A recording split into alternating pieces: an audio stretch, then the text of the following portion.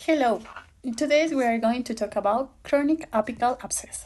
Okay, dental abscess usually arise as a series of consequences of tooth decay, trauma, or many times they arise for a bad treatment that was done in the past to the root canal. If not treated in time, this type of inflammation can lead to a serious problem for the patient. Not only pain and discomfort, but also reaching deep space in the neck and compromising the patient's life.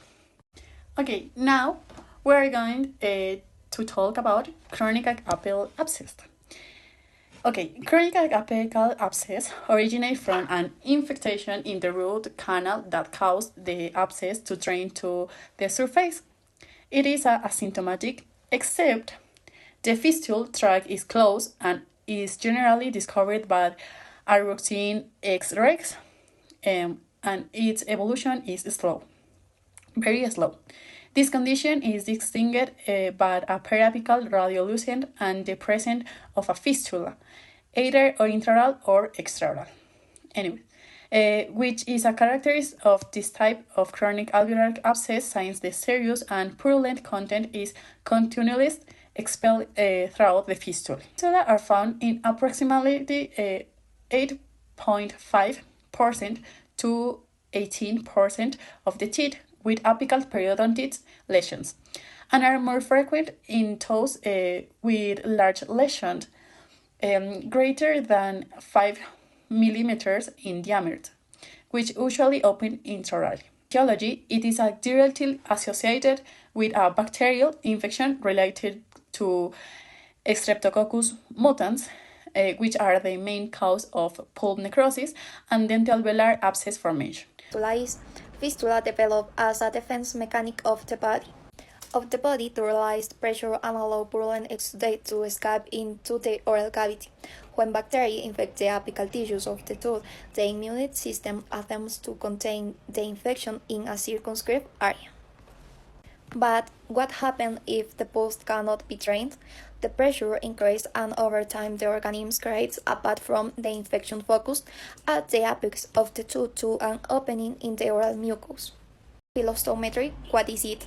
This is a diagnostic technique in which a gutta-percha cone, usually 25 gauge, is introduced into the orifice of a fistula to follow its sinus path to its point of origin, usually a periapical abscess.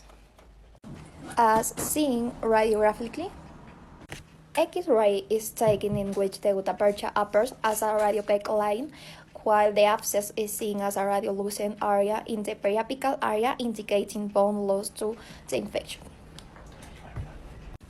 What happens if the fistula becomes blocked? The cone is carefully inserted into the fistula orifice, which may be intra or extraoral, allowing the drainage path of the infection to be delineated. If the fistula becomes blocked, the pressure with the infected area can increase significantly, leading to further accumulation of the pus, and the increased pressure often results in discomfort or severe pain as the swollen tissues and pus put pressure on the surrounding structures. Response to pulp test, cold and hot temperature test, access pulp vitality. For the cold test, for example, ethyl chloride is applied to a cotton pad and placed on the tooth in a living pulp. This will elicit a brief pain response, whereas in a necrotic pulp, typical of a chronic abscess, there will be no response. For the head test, for example, a warm gutta-percha stick is applied to the tooth surface. An inflamed pulp will respond with prolonged pain, but in a necrotic pulp, no reaction is observed. Lack of response in both tests confirm pulp necrosis. Percussion test may be positive. By applying vertical pressure to the tooth, the inflamed tissues and bone can be compressed, often causing acute pain as the pressure increases inflammation in the area. On the other hand, horizontal pressure can also cause pain because moving the tooth laterally stretches and compresses the periodontal tissues, which are inflamed, which intensifies their sensation of pain and discomfort. Mobility. Chronic inflammation and destruction of the periapical bone compromise the bone support of the affected tooth, causing its mobility. Palpation may reveal tenderness or pain, especially if the inflammation has spread to adjacent tissues. These findings are indicative of an active infection process that requires appropriate attention and treatment. Probing testing is usually positive, showing pain or tenderness in the periodontal tissues affected by inflammation. Signs and symptoms. Generalities present as symptomatic. Or only moderate painful. Furthermore, there are slow and progressive in course. It may be detected during routine radiographic or in this presence of an intraoral fistula. It can also present in the patient has a pain of inflammation of the affected area. Has mentioned about the sinus tract, these characteristics of this condition, uh, which can be approached with a perspective with the head of radiographic examination, which will determine the source of fistulous tract, which will not always be in the affected tooth.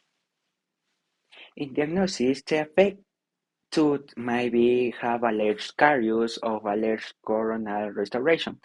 The tooth affected by a chronic alveolar abscess present pains or slight pain.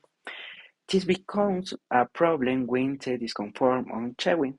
There is thought his mobility has explained about his percussion and palpation. In this addition, there is not responsible to thermal test. It can be defined as the pool necrotic, which will require a necropulpectomy. It can also be confused with a marginal periodontitis when the exudate drains through the gingival sulcus. However, in chronic apical abscess, draining through the gingival sulcus is not normally observed.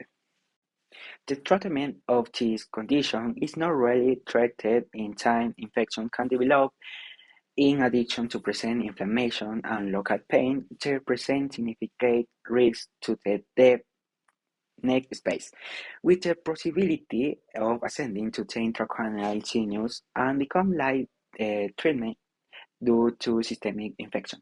Treatment for the chronic apical abscess consists of removal of the root canal infection, necropulpectomy, and obturation of the space. The fistula does not require a special treatment because his space disappears when the cups. As such, the necrotic pulp and his irritant is eliminated. In conclusion, patients do need be alert to the dangers of ignoring the symptomatology. Also, chronic apical abscess has appropriate dental intervention will not only provide symptomatic relief, but may also prevent systematic complications. For this reason, continuing educating of the dentist, the use of appropriate technologies, and health promotion to the patient will allow timeline and a successful treatment. Thank you for your attention.